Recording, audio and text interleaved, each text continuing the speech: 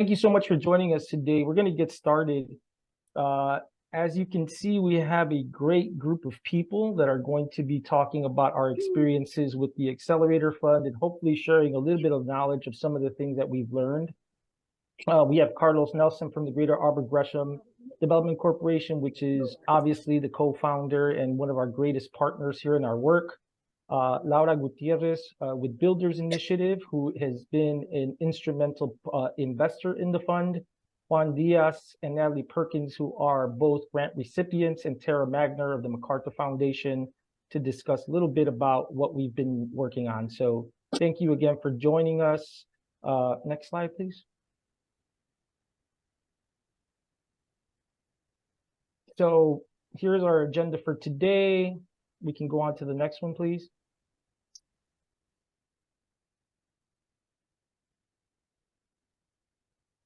Can you go on to the next one, please?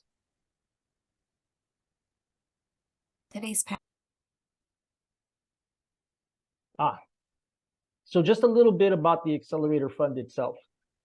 We have worked with 77 organizations. 75% of those organizations have a budget under $500,000. And the average grant size that we've given out to date is $17,000.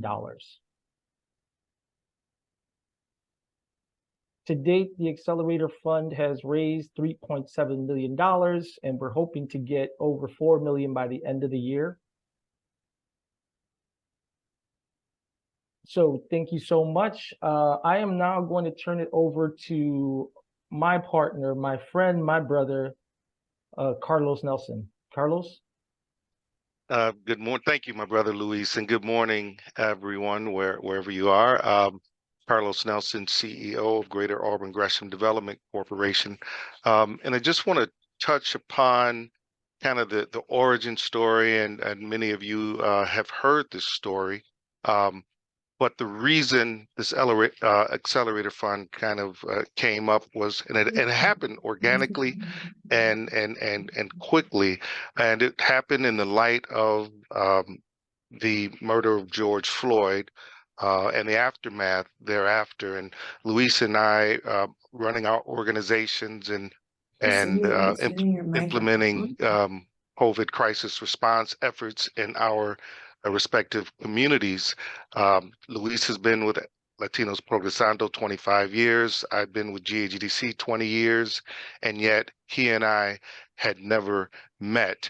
And the great work that we were doing to save lives in our community, to support lives, giving emergency rental housing assistance, utility assistance, large-scale food distributions, wellness checks, standing up COVID testing sites and then vaccination sites, really educating our communities. Really great work as part of the prior administration, the Lightfoot administration's racial equity rapid response team. And so we were feeling good about the successes, the moderate successes, and yet the predominant news stories were how Black and Mexican gangs and communities were fighting each other and at odds. And he and I said, you know, we had to do something with this issue. We really had to bridge gaps, and we created what became the Accelerator Fund. And thanks to a couple of early adapters and adopters and supporters, some are on the call today, we've been able to launch this. And why does EF, the Accelerator Fund, matter? And what we've learned in our 20 plus years of doing work is that we run a critical sector. The not-for-profit sector in our communities is critical. It's at risk. And we've learned that it's actually the largest employer in many of our communities. And I think that goes unnoticed. And in fact, just in my south side of Chicago, Auburn Gresham community, looking at 6 of our neighborhood network partners, 6 partners that are community-based organizations employ in excess of 200 full-time and part-time individuals. Yet our organizations like ours, based in communities like ours, are the most under-resourced. And when the need for more on-the-ground resources and support was needed, our organizations suffered. Our essential workers suffered. Our staff suffered. And then subsequently, we found that it's been more and more difficult to retain some of our top staffers in our sectors. And notably, our sectors, once again, have strong economic power, potential in communities like ours. If you could put up that slide about kind of a snapshot of the city of Chicago's racial makeup. Does anyone have that handy? Let's see. I can include a picture of it in the chat for Okay. now. Okay, great. Well, and I'll just paint a quick picture and really want to get to the panelists and the city of Chicago. Roughly 60% of the city of Chicago have residents that are Black or Mexican, 60%. Or I should say 60% Black and Latino, about 30% African American, about 20% identify as Mexican. Yet, less than 2% of the philanthropic dollars go into our communities. And 70, there we go, here it comes. All right, appreciate that. All right, thank you. And so this is the screen that Luis and I and our organizations have been working under, and noticing that assets in Black and Latino-led organizations are 76% supported, 76% less than white-led organizations. And so the creation of the Accelerator Fund was something not just about building the bridges between Black and Mexican communities, but also supporting on-the-ground organizations that are really the lifelines of many of the challenges that our communities face, the systemic issues that have plagued our communities. And so the next slide, please. And so one of the unique aspects of the Accelerator Fund, one of the things that has made it successful is not only is it an innovative initiative that has been created by two well-respected organizations, but it's built on authenticity, it's built on trust, it's built on collaboration. And we need more funding to fund smaller organizations who have access to the community residents on the ground at the grassroots level. I think I'll stop there. I'll pass it back to my brother Luis, and so that we can hear from the very important folks on the panel. Thank you. Thank you so much, Carlos. Now we'd like to introduce you to a couple of our grantees. We're going to start off with Natalie Perkins. Natalie, can you tell us a little bit about who you are, your organization, and some of the things you've done with support from the Accelerator Fund? Yes. Hi. Can everyone hear me? Yes. Hello. Yes. Can you all hear? Okay, great. I'm sorry I had to be on the phone. I'm traveling back from Philadelphia. So my name is Natalie Perkins. I'm the education coordinator for the South Mill Community Garden. And getting this fund 2 years in a row is like an answer to a dream. We were able to, with this fund, have continuity of programming for our community, to collaborate with more people who knew us now that we had won the Accelerator Fund. And one of the best things that happened, because we have the strength of the Accelerator Fund behind us, we felt confident enough to apply for a We Will Chicago commission to build a pergola, and we won. This pergola has been a dream of ours for 6 years. It's a weather adaptable, community design pergola. We believe that you have to bring the community in, because we're not just working for ourselves, we're working with and in community. So those are some of the highlights of what it's been able to do for us. It's given us more, I don't want to say notoriety, but notability. So we have loved being grantees 2 years in a row. Thank you. Thank you so much, Natalie. You're on the phone, so you couldn't see me, but I was clapping. I was clapping for you. So thank you so much. I knew you were clapping. Thanks. That's awesome. We'll come back to you, Natalie. We definitely are going to come back to you. But now I want to introduce Juan Diaz, who is another grantee with Sones de Mexico Ensemble. Juan, if you want to take a couple of minutes to tell us how awesome you are and the awesome work that you do, please. Yes, thank you, Luis. My name is Juan Diaz. I'm familiar with some of the faces around here, some not. I'm a co-founder of Sones de Mexico Ensemble. My training is in anthropology. I specialized in music within the field of anthropology, and my career developed around promoting an appreciation of Mexican folk and traditional music from small villages in not your mainstream type of Mexican music. We founded the group almost 30 years ago, in 1994, here in Chicago, with a group of Mexican musicians. And our mission was to promote greater appreciation of our music. At the time, basically what we had in Chicago were primarily mariachi groups or brass bands, etc. And we really wanted to explore some of the music that came from the villages and places where some of the other ethnicities from Mexico came from.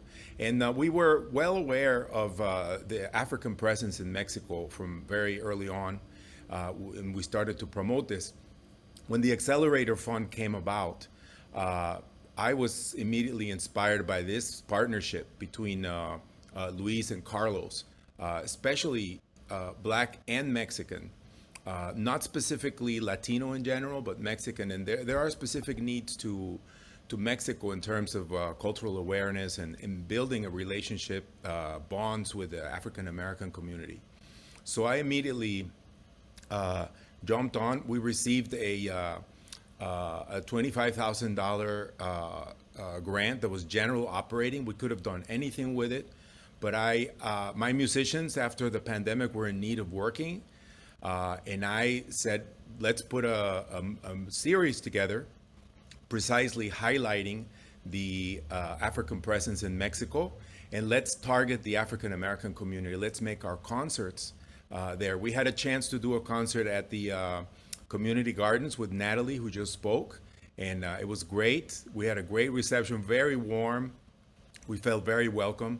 And well, tonight we're performing an opening at the Symphony Center. There's a piece being performed by Mexican composer Silvestre Revueltas, who studied at Columbia College, wrote a piece with African components in Mexican music, and they asked us to come and speak about that bridge and that connection. So that is type of the labor that we're doing, and the Excellerator Fund is helping us fund this and make it possible. So thank you. Thank you so much, Juan. So a quick question for you, maybe not so quick, but question for you and Natalie. You know, we are blessed right now in that we have a lot of our brothers and sisters from the philanthropy community with us. A question for you: what is one of the challenges that you'd like philanthropy to know about working in the nonprofit sector for you right now? Go ahead, Natalie. Thank you, Juan. I would like them to know there are two things. In the funding structure, we would like to know how is it that we do such wonderful work. Every year we're growing, but we still have a struggle to get funded. We'd like to see if there's more continuity in funding, maybe 2-year grants for people of our size, which will help us grow, but also because we know we do the work, it's bona fide. Everything we do, we've made collaborations with more artists, organizations, and funders. So we'd like to know how we could do that. That's been difficult and something that I don't see for smaller orgs. And the other thing that you guys should know is, because we're so small, I say we're mighty but micro. we're on the ground and we meet challenges right as they happen. For example, we have migrant families that are coming into our communities. We know that many people come from agricultural backgrounds, so we invite them into the garden. They're going to become part of our community, and this is a great way to do it. And it opens up other opportunities. Our garden leader, Diane Hodges, she figured out a way for to open up her building, which is a co-op, Genesis Cooperative, to housing migrants. So we're able to do this work because of this fund. We're able to be noted because of this fund. But because we're so small, we can pivot. We don't have all the red tape and things like this. We see a need, we try and fill it. So that's what I'd like you guys to know. And because we do that, how can we be funded like in 2-year grants, and if there is anything like that for smaller organizations? Thank you, Juan. Thank you so much, Natalie. Juan.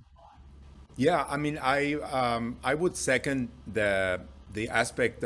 Being a small organization doesn't necessarily mean that we are inexperienced. Many times we are treated by new funding relationships as a small organization that hasn't grown yet, that hasn't developed yet, and sometimes we're put through workshops and all these basic bookkeeping and things that we've been doing for 30 years, but we have to go through these hoops to gain the trust of the funders. I'd say that we have similar concerns as the foundations. We both want to make changes in the community. Funders find grantees that are doing the type of work that supports their mission, and we are aware of that. We want to show you that you're making a good investment and that we are caring. We read the foundation's goals, and we try to support them through our programming. We are the ones with on the ground doing the work, contacting children and families, and going to cultural centers. So I think it takes a degree of trust, a lot of trust from a foundation like the Excellerator Fund to hand us a general operating grant for multiple years, knowing that we will do the right thing with them. And I read the lines. I understand what Excellerator Fund is about, and I wanted to focus this funding on something that would heighten both of our goals, that would make a good partnership, that we would be able to have a long relationship together. So yes, second what Natalie said. Gracias, Juan. Gracias. So as I mentioned at the top of the call, we also have 2 of our funders here with us today who are serving as panelists. And so, Laura, I want to start with you. Why was this specific cross-community strategy appealing to you? Thanks, Luis. Hi, everyone. Laura from Builders. So happy to be here and appreciate you all for seeing us as a great partner, and that's what we want to be. Since my time here at Builders, I have been learning a lot, and we are a young organization ourselves, technically, because we're four, I think, turning 5 soon. And one of our values is to have a learning mindset. So as a learning organization ourselves, it's important for us to support capacity building, especially for community-based organizations. And as Juan mentioned, and in my previous work at the Chicago Community Trust, managing the Chicago Fund for Safe and Peaceful Communities, I was working directly with those grassroots organizations. And so one of the things is organizations might be small or young or not young, but or have a smaller staff, but that doesn't mean that they're inexperienced, doesn't mean they don't know how to help their community. And one of the biggest things is being nimble. So the same, I feel like, applies here for the Excellerator Fund, where you can be nimble to the needs of the communities and to the organizations, and letting communities get the support that they need and the organizations. And we know builders cannot support every single organization the way that, this Accelerator Fund can. And especially, I love it that it's two community-based organizations working together, because that really, you all have the trust in the community, and that's where it's really important to realize that. Also, supporting local leaders at the end of the day, that's a huge thing. And like I mentioned, communities know what they need. So you all are in this learning mindset together, and you can tell because the groups are connecting and working together. And it's really important that, funders come and support multi-year for Accelerator Fund as well. Thank you so much, Laura. Tara, question for you. As a staff of a foundation, how did you advance support for this initiative within your institution, and why was that important? Interesting question. It wasn't difficult at MacArthur because we had been thinking about capacity support, professional development, and the wellness of nonprofit staff members and leaders for a while. We've funded in that area going back, a handful of years pre-COVID, but certainly during COVID, our staff here, our foundation leadership and our board became very concerned about the wellness of people doing this work. And of course, many of the organizations on this call were really on those front lines of community service, neighbor to neighbor, person to person support during the pandemic. And so we were thinking about how to be more supportive where we could find additional resources for this. And our board, frankly, was pushing us to do that as well. We also really appreciated the way that the former mayor's racial equity rapid response team came together, the individuals that were on it, the way they worked together, the relationships that were either solidified or formed, friendships, people going to each other's communities and working together, and the way that in the summer of 2020, as the civil unrest unfolded after the murder of George Floyd, we saw some very, very concrete examples, including Carlos and Luis going to each other's communities, Luis going to South Shore, people really going to support each other, to protect neighbors and friends and communities, and to just make sure that everyone was taken care of. I think that also lays the groundwork for what we're seeing now. And as Natalie just mentioned, as asylum seekers are coming to Chicago, we'll really need those relationships of trust and respect and support to help ensure that we can support everyone in Chicago, whether they are longtime residents or have been here only for a couple of weeks. And then finally, we knew that GAGDC and Latinos Progresando were interested in doing some re-granting and sort of having the nascent plans for what became the Accelerator Fund. And during COVID, MacArthur wanted to help support the community-based organizations that were helping the city with public health information and vaccine registration and distribution. We knew that the city didn't have the mechanisms to easily fund a lot of the organizations that were doing that work day in, day out, and that a lot of pressure was being put on trusted community-based organizations to help. And so we offered GAJDC, Latinos Progresando, and Westside United each grants that they would then decide together how to redistribute, in particular to help organizations that were working on vaccine distribution. And so I think that those grants sort of morphed into some of the early support for what became the Accelerator Fund by name. So those were three reasons that we were interested. And as I mentioned, our foundation leadership and board have been very supportive. So it was not something that Sandra and I had to fight for. It was something that was more just figuring out where to find the funds for it and direct them. Thank you so much, Tara. In a bit, we're going to open up for anybody who has a question for any of the panelists. So if you do, feel free to drop those in the chat. Tara and Laura, I'm going to stay with you for just a minute. One of the things that Carlos talked about at the beginning was the need to support the nonprofit sector, because we do feel that the nonprofit sector is in trouble right now. So as people who work in philanthropy, what do you see as potential solutions to strengthen the nonprofit sector? And either one of you, feel free to answer. And feel free to say that you're going to take all of your money and give it to Accelerator Fund as well. So I don't want to stop you from that either. I can start. Of course, you took the words out of my mouth. I'm going to say supporting Accelerator Fund is a great example. And so that's why I think Builders was very interested in supporting through a multi-year grant, because it was, even though we made an investment last year, we know it's important for organizations, for this fund to succeed. And so we want to be a part of the solution. And so, I think that for us personally, something we're thinking about is burnout for the community organizations. And this, I think, this fund helps to build up Black and Brown leadership, allows for strengthening of the organization overall.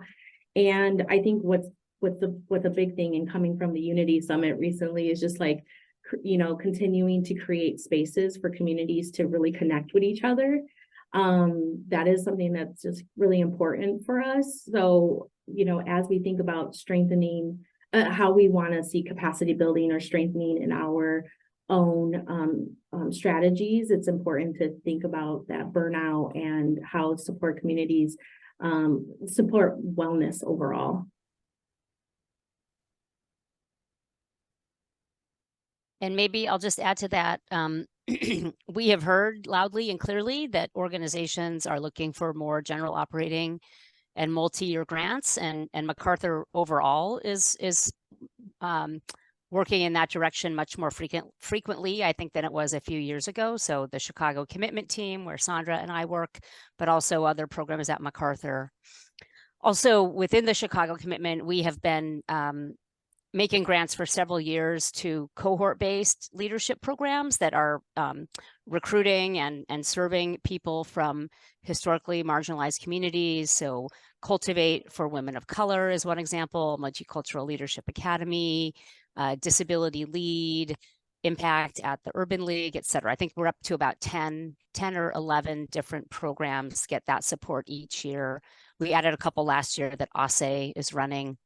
And the idea there is that these programs are in demand from people who are looking for professional development, for peer groups and support, and for different kinds of leadership advancement. So we've tried to choose the ones that are really in demand from folks that are working in community-based organizations and that are giving them the support and sort of nourishment that they're looking for.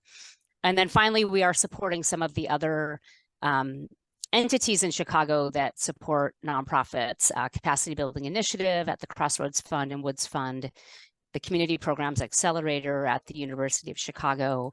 And we've done a project with AMPT and are looking toward a longer relationship with AMPT going forward. So those are some of the ways that we have shifted, but we're always eager to hear from you all for what more we can be doing.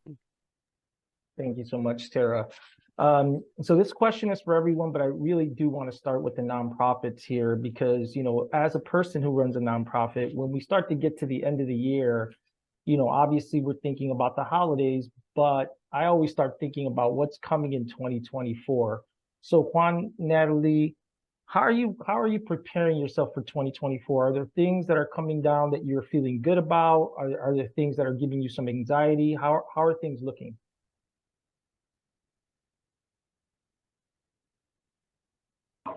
Hi, this is Natalie. So some of the things that we're looking forward to, we are going to put together our first annual report. We've never done that before.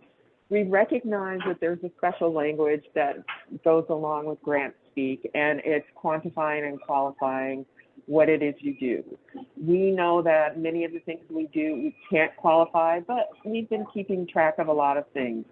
So we're looking forward to doing that. Also, just being able to be a bridge in our community for recently arriving migrants.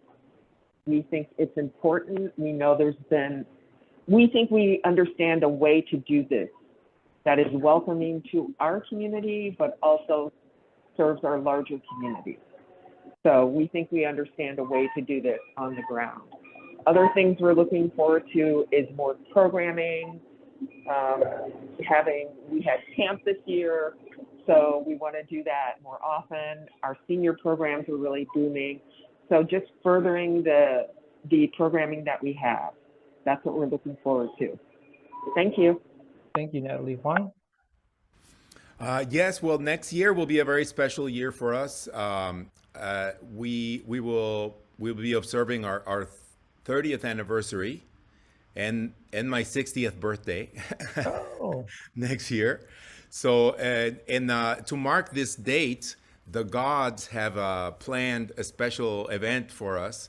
There will be a solar eclipse coming from Mexico, starting in the Pacific coast and running through southern Illinois in Carbondale. And we will be there on April 8th to celebrate this cosmic event with a concert. Our anniversary is April 9th.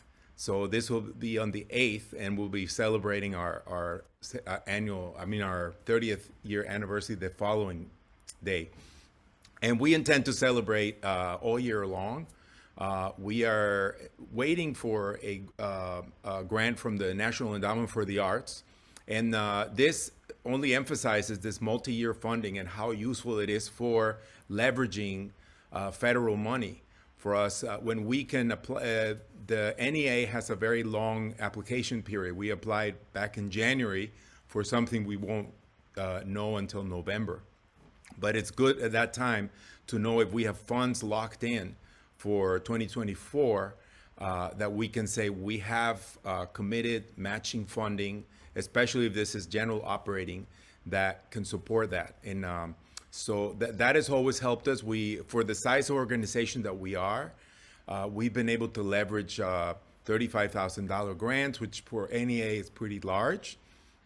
And that is, I believe, having that funding has been a strong, it gives our organization a lot of strength and stability in that sense, that we have to say this money is committed and we can match it. So, thank you so much, Juan. Thank you. So Tara and Laura, it's kind of the same question for you. I think as nonprofit organizations, there's always this trying to figure out what the future brings for us in terms of funding. Are there any trends that you're seeing in philanthropy, things that are coming up in 2024? I've heard different things. I've heard 2024 is going to be a hard year, and I've heard 2024 is going to be a year where we're going to try to help solidify the sector. What are you hearing in terms of philanthropy? How are you preparing yourself for 2024? Tara, you can go. Sure. I guess one thing I've heard concern among nonprofits that some of the progress made during COVID and subsequent to the murder of George Floyd, that some of the progress on racial equity and racial justice might be backsliding. And so I think here at MacArthur, we are dug in on those issues and don't have any plans to scale back on the changes we've made, the commitments we've made. So I think we'll be working with peer funders to try to ensure that no one backslides in that way. Within MacArthur, I think our team has gone through a lot of change and strategy revision and other things over the last few years. I think 2024 will be a year where we can kind of settle in and really put more attention on some of the issues we were just talking about. How do we figure out how to be more supportive of nonprofits in general and their staff and leaders and the individuals who are working in them? What are the really practical things we can do in addition to general operating grants, in addition to multi-year grants? MacArthur's thinking about relaxing some of the ways it asks for reporting. When we do make a general operating grant now, there's no application required from the organization. So we've made some changes that have been pretty popular with grant recipients, but what else can we do? Those are a couple of things, but there are probably a dozen more that we can really focus in on. And I think 2024 will be a year where we have a little bit more mental space to really hunker down and think through very practical ways that we can try to serve the sector better. To add on, to Tara, with BI still being a more new organization, of course, we'll continue to focus on how we can continue to learn with our partners, our current partners. Because we're an organization that is international and local, Chicago is still a priority for us since we're headquartered here. And we have, what we're looking forward to is we have JEDI internal work happening right now. So I think that our equity focus is still at the core of, how we're thinking about our funding, especially here in Chicago. And so I think that we're not backing down on any of our current commitments, but I think that confidently we're going to continue to make equity a big part of how we fund. We do have, especially with the Chicago strategy, we do have multi-year general operating. We're trying to streamline processes. We're trying to we're creating an online portal right now, so to make it easiest. And also something that we do is do grant making every 2 weeks. We make grant approvals every 2 weeks here. So I think we'll continue to have that flexibility and be nimble for our partners as much as possible. Thank you so much, Laura. Carlos, you're not technically a panelist, but I do want to bring you into part of this conversation. One of the things that I am just blessed to hear is how our partners are talking about the migrants that are coming into community. And as you know, there has been a lot of tension. One of the alderwomen on the council floor talked about the potential of a race war. What are you seeing, Carlos, in terms of the approach that Excellerator Fund is taking, partner organizations, and some of the things that you're hearing about the importance of the work that's happening across community? Yeah, great question, Luis. And, I'm excited to report and Juan and Natalie represent two of the, to date, I believe, 77 grantees, and hearing that some of these grantees already are moving into action. They're planning while they're doing, and the action being recognizing that here in Chicago, the migrant issue is more of a human rights issue, and seeing that we have more things in common than we do not have in common. And I was at a meeting this past weekend with one of our recipients, Become, and I'm quoting a gentleman, African American gentleman, who talked about the Black migration and white flight, and his quote, and he was speaking kind of in a way lauding the fact that during the 50s, 60s, and 70s and 80s, the Bungalow Belt community here on the South Side, when redlining was kind of such a challenge, folks from the South migrated into these communities seeking a better life for themselves. And I quoted it because that quote is representative of what's happening right now.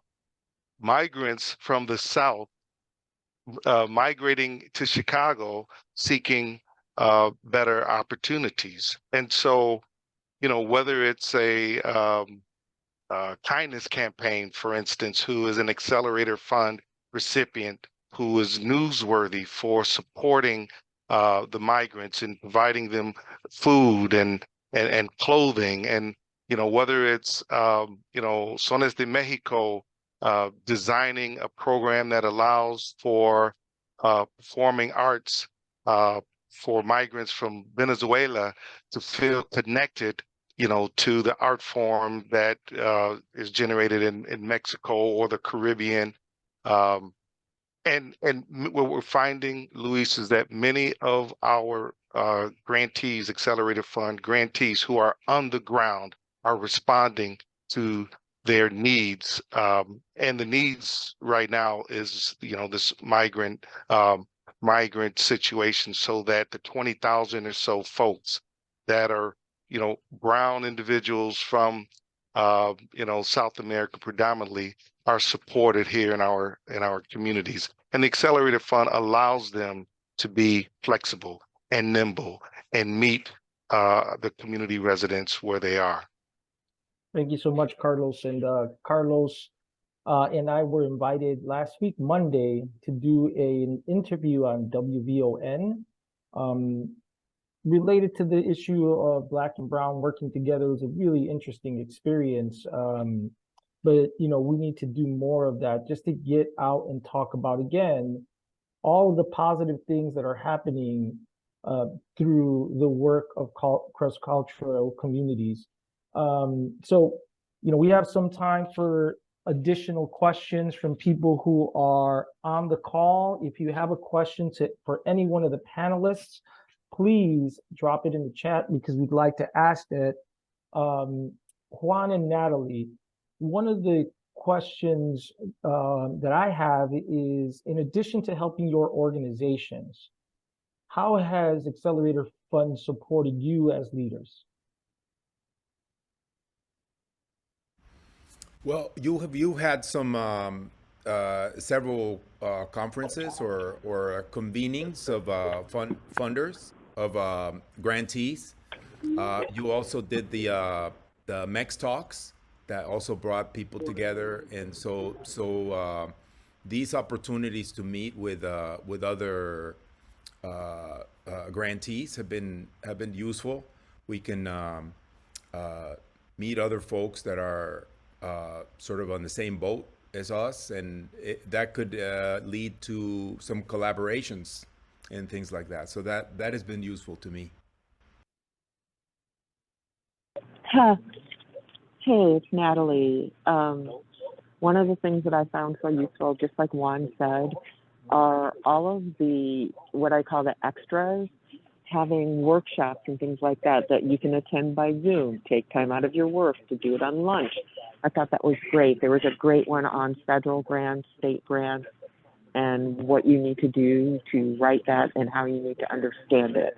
I love that. I also love the collaboration. Having your large luncheon where people can meet each other, that's how we made a beeline to Juan. I mean, just seeing what he did, it was amazing. So bringing us together more in person, maybe at the end of the year, I would love that. We all relish seeing each other do good work. And personally, as a leader, it's just let me know that there's so much more out there that we could be doing and so many ways that we can get funds. Thank you. Thank you so much, Juan, and thank you so much, Natalie. Does anybody have any questions?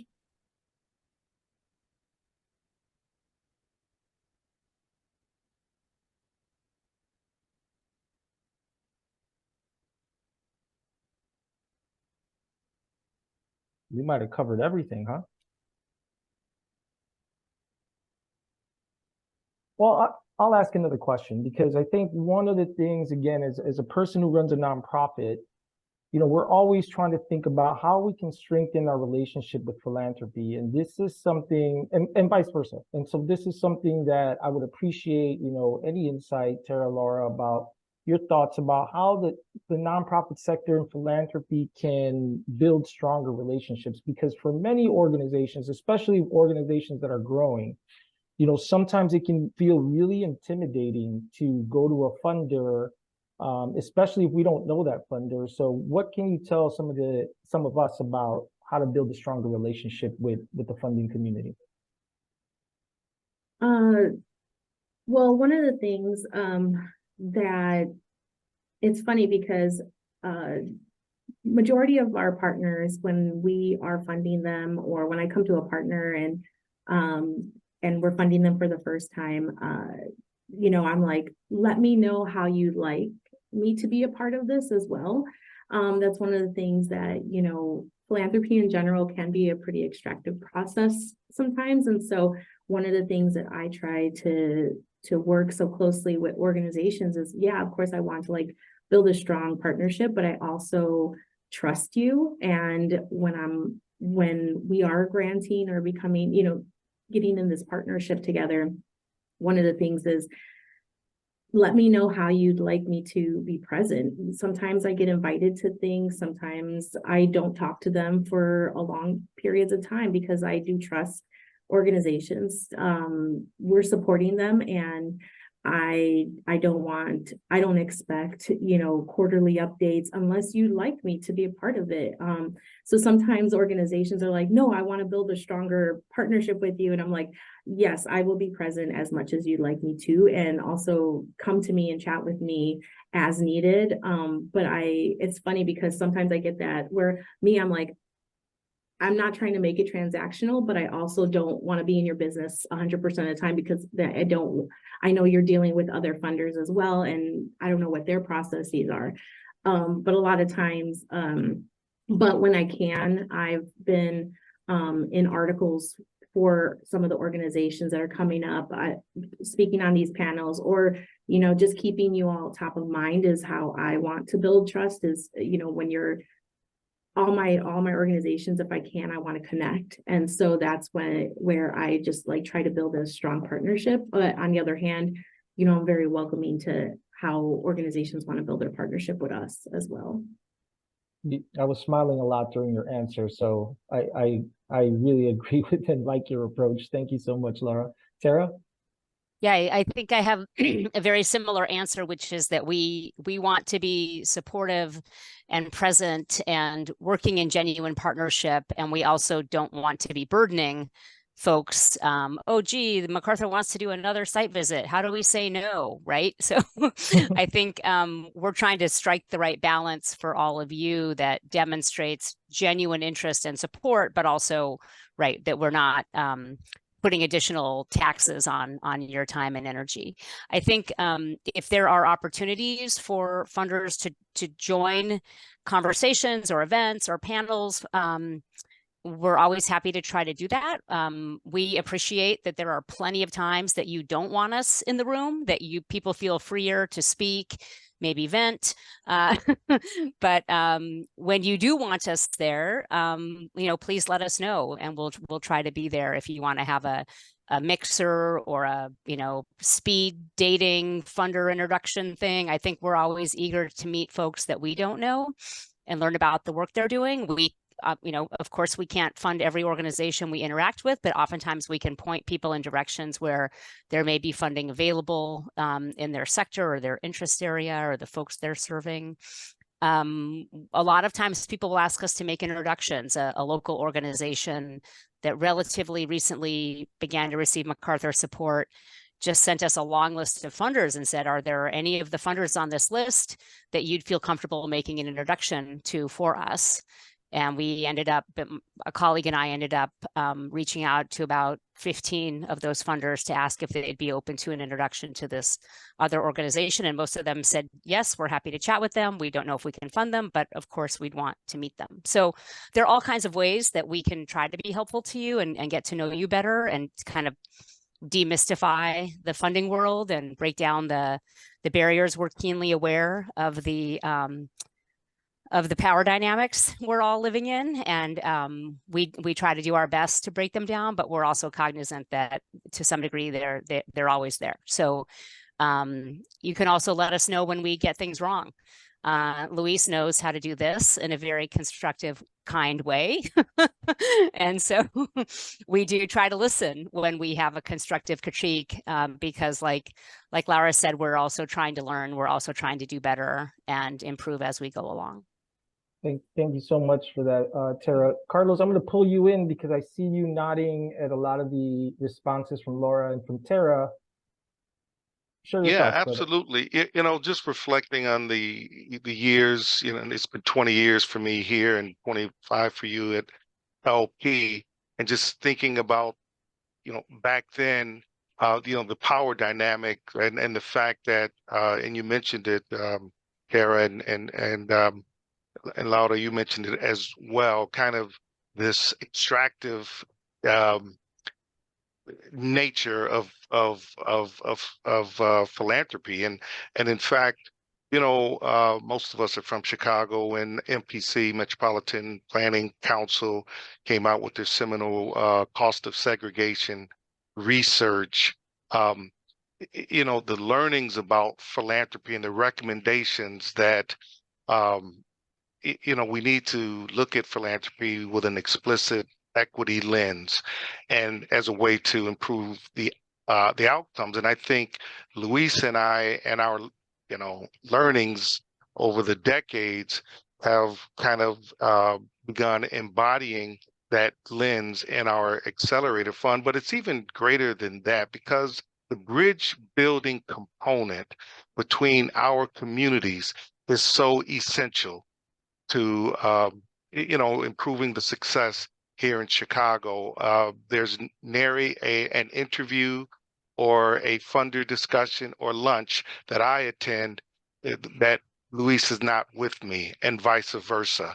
And the commitment of our organizations, in fact, the cohort of 10 staffers of both organizations meet weekly, for an hour to 2 hours to really, plan to discuss the Accelerator Fund, to, in fact, with our evaluator as well, and ways to improve it and lessons learned. And so the commitment of our organizations to bridge the gap between the Black and Latino community is how we've modeled the behavior that we want the city to see as well. And it's not easy. We have our Accelerator Fund grantee convenings, and we notice that kind of naturally, the Black folks sit over in this area of the room, and the Mexican-led organizations sit over in this area of the room, and we say, hey, stand up, let's shake it up. Everybody sit with someone you don't know, someone that doesn't look like you. So it's a work in progress. It certainly is, but building, the capacity of each organization, department by department, staffer by staffer, and having the nimbleness and agility as we do as, being on the ground organizations, I think has also led to quite a bit of success with the Accelerator Fund. And once again, I'm going to go back to a couple of quotes I wrote down from Natalie and Juan. There was, being a small organization doesn't mean that we are inexperienced. I think that's such a powerful statement there. And then having to jump through hoops to gain the trust of funders. Think about that. And so we started this session today talking about how innovative this approach was: a Black-led organization on Chicago's South Side, a Mexican-led organizations on Chicago's Southwest Side, or South Side as we'll call it, the West Side in Little Village, but really coming together to bridge, to build bridges between our communities, to build up the ecosystem of community-based organizations that Chicago has become so well known for. And then also to assess that, and I mentioned it earlier, the not-for-profit sector here in Chicago is an economic force, is an economic engine. If there's an Amazon that wants to move into a community, or a Whole Foods, or a nationwide employer, the city tends to roll out the red carpet, because we're going to have, a new business with employing 20 to 30 to 40 people in our community. Yet we have the ecosystem of not-for-profits that are employing, hundreds of local residents.